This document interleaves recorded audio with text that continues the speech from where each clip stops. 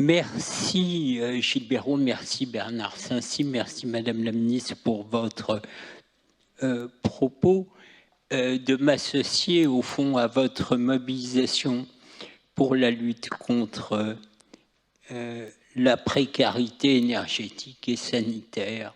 Je voudrais vous faire part de quelques constats, réflexions et intuitions sur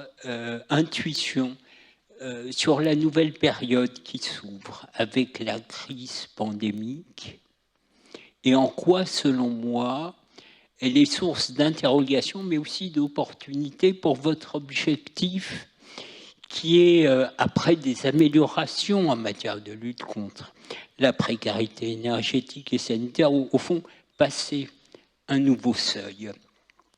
Mon propos est un propos qui part d'abord, ça a été dit par Gilles, d'expérience aussi professionnelle pour les entreprises et les territoires. Je crois que le premier constat sur lequel nous serons tous d'accord, c'est de voir le fantastique écart entre l'importance de la précarité énergétique et la façon dont les pouvoirs publics, les politiques, et d'un certain point de vue, du coup, la société se saisit du sujet. Bernard Saincy, Gilles, vous avez dressé un constat statistique. Je rajoute que 40% des Français pensent pouvoir tomber eux-mêmes dans la précarité énergétique et que dans les dernières études menées actuellement, il y a une anticipation encore plus pessimiste de ce qui se passe.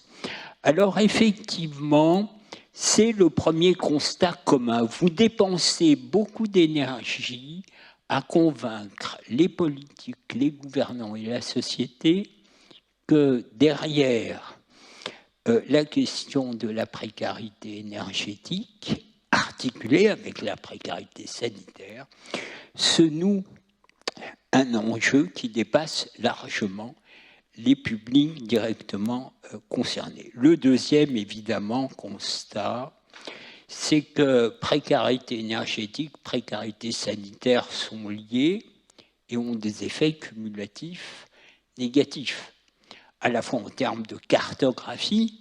Prenez la cartographie partielle sur la précarité énergétique, mais dont disposent quelques grands groupes, les entreprises et les premiers observatoires, la nature des personnes concernées, avec par exemple le taux de vaccination aujourd'hui, il y a évidemment une correspondance de nature sociale et culturelle. Le troisième constat, vous le savez mieux que moi, c'est que la précarité est un obstacle énergétique, ça a été dit aussi d'une certaine façon par Madame la ministre, la précarité énergétique est un obstacle à la réussite de la transition énergétique.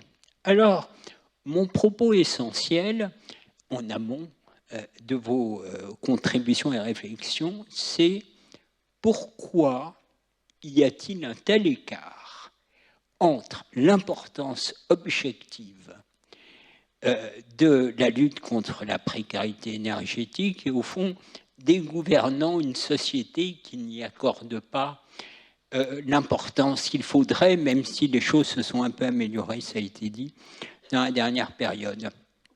Je voudrais mobiliser une grosse étude que j'avais faite en 1994, c'est la première auprès des SDF, étude quantitative puis qualitative.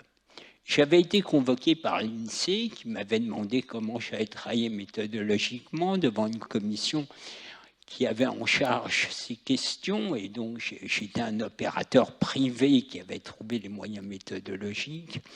Je m'étais aperçu que le problème n'était pas technique. Le problème était culturel. Culturel. L'imaginaire français est un imaginaire égalitaire. Et donc la société aspire à un traitement égalitaire de tout le monde. Et compter le nombre de SDF, compter le nombre de précaires, mener des politiques singulières, serait d'un certain point de vue institutionnaliser une situation que dans l'idéal, le français estime pas convenable. Et donc à partir de ce moment-là, j'ai compris que le principal obstacle dans la lutte contre l'exclusion était un obstacle de nature culturelle. Les Français préfèrent un idéal égalitaire en grand écart avec la réalité, plutôt que de donner le sentiment d'institutionnaliser des politiques sectorielles. Et donc cette dimension culturelle, c'est un obstacle qui explique la grande différence entre l'énergie que vous mobilisez, l'écho chez les gouvernants, mais aussi chez les Français.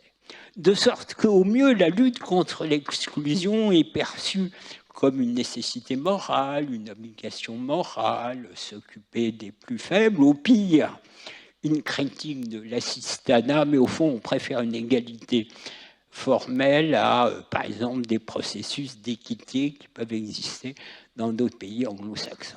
Donc, voilà, à mon avis, l'obstacle essentiel de nature culturelle auquel vous avez à faire face. Alors, la nouvelle période, selon moi, offre une opportunité. Quelle est cette nouvelle période que nous connaissons qui déstabilise gouvernants, gouvernés, citoyens, institutions, entreprises? Au fond, on rentrerait dans une insécurité générale qui obligerait, face aux défis sanitaires, environnementaux, économiques et sociaux, de repenser ce qui est essentiel, ce qui ne l'est pas. Les communs qu'il faudrait prendre en charge et ce qu'il faudrait laisser à l'initiative des acteurs et des individus. J'ai en tête un travail fait par l'intelligence collective d'EDF qui a demandé à ses salariés d'aller voir les consommateurs citoyens. Ça s'est terminé là. Et les données disent un certain nombre de constats sur la façon dont les citoyens consommateurs voient la période qui commence. Premier élément, ils nous disent tout devient instable, donc il faut le retour du politique et de la souveraineté, même si c'est au détriment des libertés individuelles.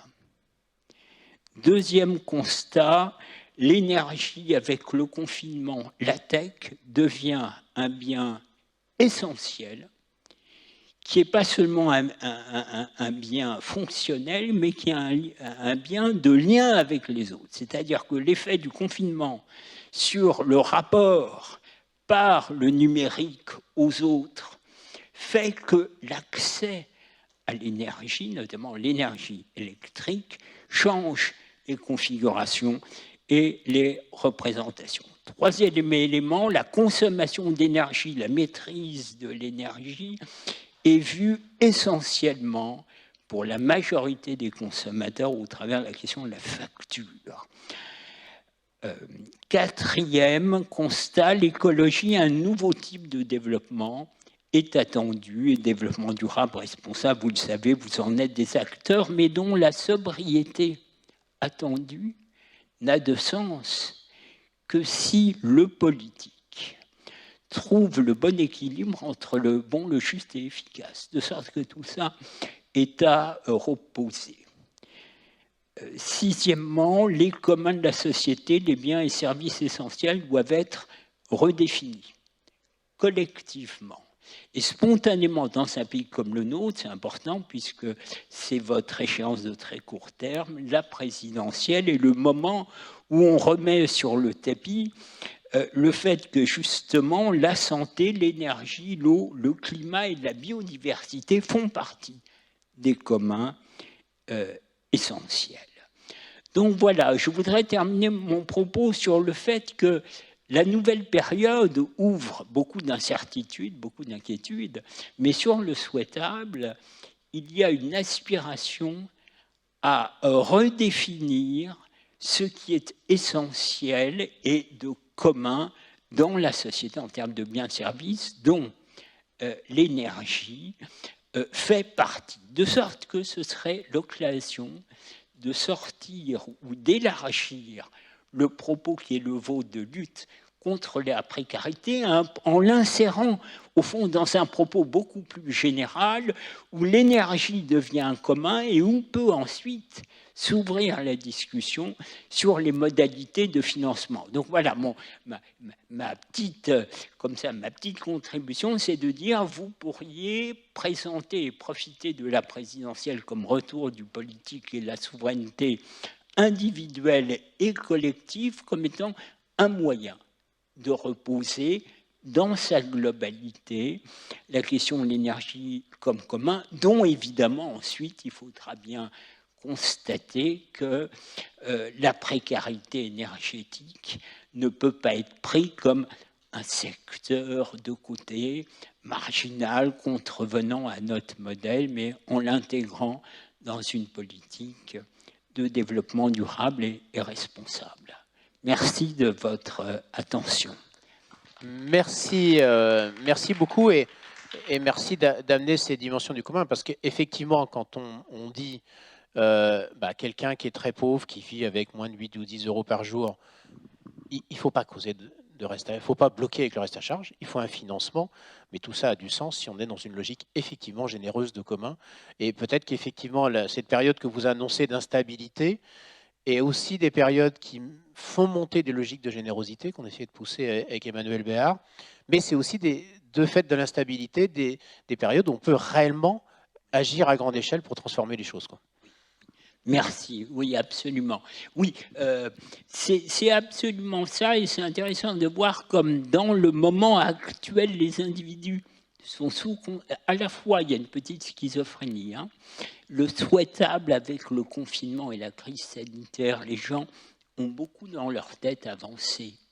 Pas seulement les responsables d'entreprises associatives ou entre nous, on échangeait beaucoup, mais les citoyens, c'est-à-dire le fait de se mettre de façon obligée par le confinement en retrait, ça veut dire qu'on a reposé des questions décisives.